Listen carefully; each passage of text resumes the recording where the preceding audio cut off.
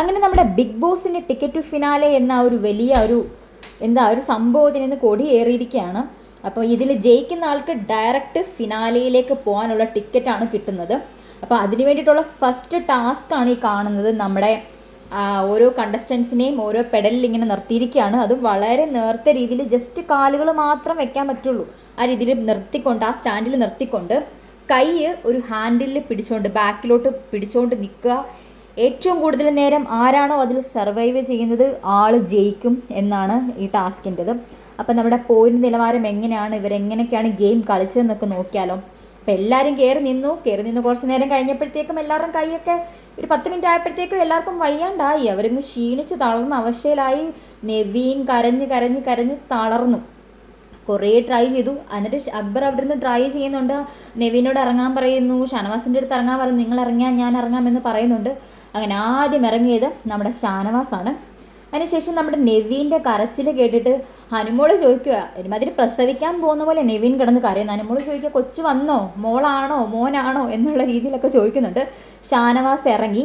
നെവീനെ കൊണ്ട് സഹിക്കാൻ പറ്റുന്നില്ല. നെവീൻ അത് നിൽക്കാൻ വയ്യ. നെവീനെ കൊണ്ട് ഹാൻഡിൽ ചെയ്യാൻ പറ്റുന്ന രീതിയിലൊന്നും അല്ല. നെവീൻ കിടന്ന് ഭയങ്കര പൊങ്ങച്ചം പറയും, ഞാൻ നല്ലൊരു ടാസ്ക് ചെയ്യും, അതാണ് ഇതാണ്. ഇങ്ങനത്തെ ടാസ്ക് വരുമ്പോൾ നെവീൻ ഒന്നും ചെയ്യാൻ പറ്റത്തില്ല.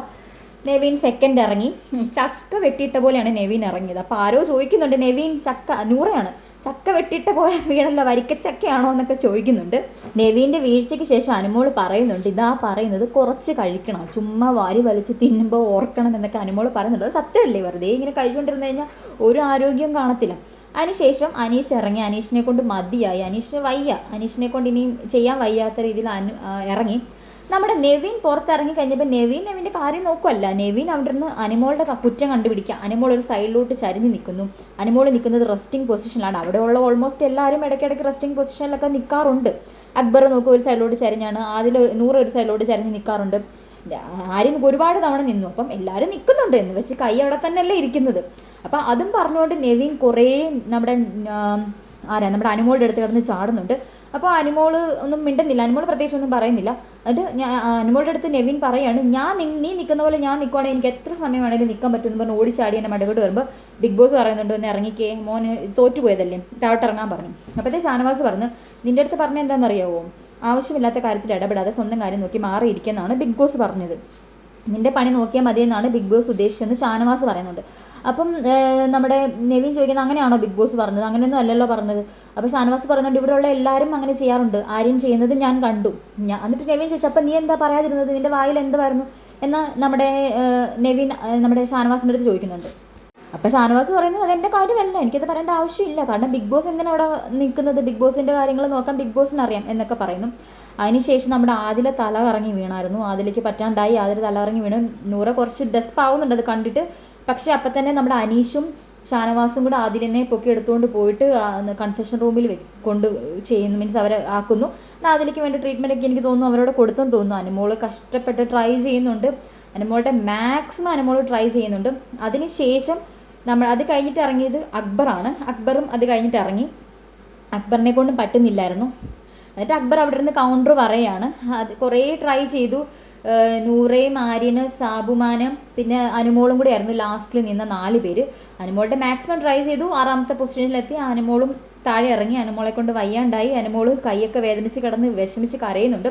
അതിനുശേഷം പിന്നെ ഭയങ്കര കട്ടയ്ക്ക് നമ്മുടെ നൂറയും സാബുമാനും അതേപോലെ ആര്യനും ഉണ്ടായിരുന്നു. കുറച്ച് നേരം കഴിഞ്ഞപ്പോൾ നൂറയ്ക്കും വയ്യാണ്ടായി. 7ാമത്തെ പൊസിഷനിലെത്തി. നൂറയും ഇറങ്ങി. 3.5 മണിക്കൂർ എന്തോ ആയപ്പോൾ നൂറയും ഇറങ്ങി. അതിനുശേഷം പിന്നെ നമ്മുടെ സാബുമാനും ആര്യനും കൂടെ ആയിരുന്നു മത്സരിച്ചത്.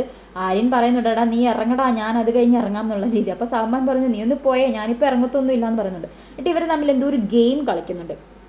ഗെയിം കളിക്കുന്ന സമയത്ത് ഇങ്ങനെ ഇവർ ഓരോ പേര് പറയുക, അതിൻ്റെ റിലേറ്റഡ് ആയിട്ടുള്ള വേർഡ്സ് പറഞ്ഞ് കളിക്കുന്ന അങ്ങനെ എന്തോ ഗെയിമൊക്കെ ഇവർ കളിക്കുന്നതിൻ്റെ ഇടയിൽ നമ്മുടെ സാബുമാൻ അറിയാതെ കൈ ഒന്ന് പൊക്കി. കൈ പൊക്കിയ സമയത്ത് എന്തായാലും സാബുമോനെ ബിഗ് ബോസ് ഔട്ടാക്കി. അങ്ങനെ ആര്യനായിരുന്നു ആ ടാസ്കിൽ ജയിച്ചത്. പക്ഷേ ഇതിൻ്റെ ഇടയ്ക്ക് പലതവണ ആര്യൻ ഫൗൾ പ്ലേ കളിച്ചിട്ടുണ്ടായിരുന്നു. മഴ പെയ്യുന്ന സമയത്ത് ഇവർ ആ ഒരു മൈക്കെടുത്ത് മാറ്റാൻ വരുന്ന സമയത്ത് ഒരാൾ അവിടെ എത്തി മൈക്കെടുത്ത് മാറ്റുന്നതിന് മുൻപേ ആര്യൻ റെസ്റ്റിംഗ് പൊസിഷനിൽ നിന്ന് കൈയൊക്കെ എടുത്ത് മാറ്റുന്നുണ്ട്. അന്നേരം ബിഗ് ബോസ് ഒന്നും പറഞ്ഞില്ല. അതേപോലെ ഇവർക്ക് വെള്ളം കൊടുത്തായിരുന്നു അനീഷേട്ടൻ. ഈ നൂറ, ആദില, അനു അതേപോലെ ആര്യൻ സാബുമാൻ എല്ലാം നിന്ന സമയത്ത് ആദിലില്ലായിരുന്നു, നൂറ, അനു, ആര്യൻ സാബുമാൻ. ആ സമയത്ത് നമ്മുടെ ആര്യന് മാത്രം വെള്ളം കൊടുത്തു, നമ്മുടെ അനീഷേട്ടൻ. ആര്യൻ കുറേ വെള്ളം കുടിച്ചു. അതിനുശേഷം ആര്യൻ വെള്ളം കുടിച്ചു കഴിഞ്ഞിട്ടാണ് ബിഗ് ബോസ് അനൗൺസ് ചെയ്യുന്നത് വെള്ളം കുടിക്കാൻ പാടില്ലായിരുന്നു എന്നൊക്കെ. അങ്ങനെ അനുമോൾക്കൊന്നും വെള്ളം കിട്ടിയില്ല. അനുമോള് നൂറയ്ക്കും മറ്റേ ആ സാബുമോനും ഒന്നും വെള്ളം കിട്ടിയില്ല.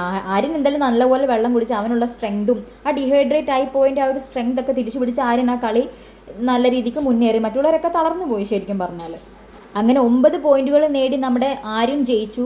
8 പോയിന്റുകൾ നേടി സാബുമോന്, 7 പോയിന്റുകൾ നേടി നൂറ, 6 പോയിന്റ് നേടി നമ്മുടെ അനുമോള്, 5 പോയിന്റ് നേടി ആദില, 4 പോയിന്റ് നേടി അക്ബർ, 3 പോയിന്റ് നേടി അനീഷ്, 2 പോയിന്റ് നേടി നമ്മുടെ നെവീന്, 1 പോയിന്റ് നേടി ഷാനവാസ്. ഇങ്ങനെയാണ് പോയിന്റ് നില വന്നിരിക്കുന്നത് ഇപ്പോഴത്തെ.